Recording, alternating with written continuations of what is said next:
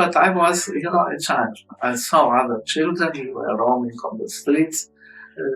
It was different. I had 5, 6 years.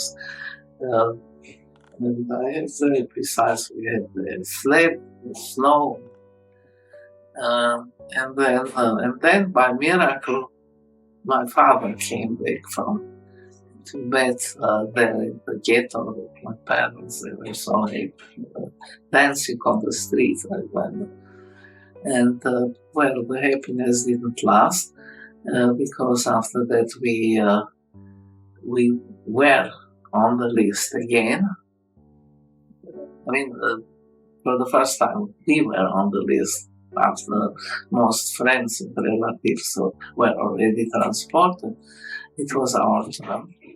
And we went with the poor items that we had. I remember with the horse and the carriage to the railway station. And at the railway station, in the train, we climbed to the train.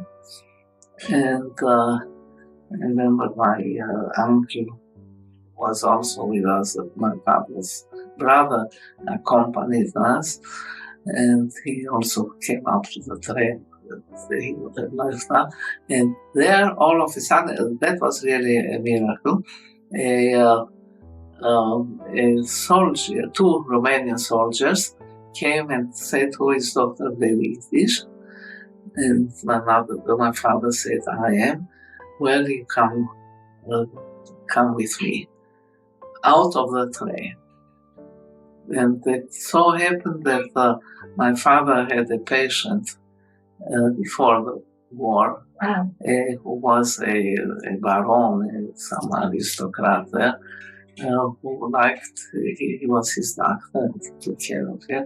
And he heard that we were to be deported, so he sent some soldiers to take us out. That was a miracle from heaven. And then we, but they said you can't go home because they will come tomorrow. We are on the list.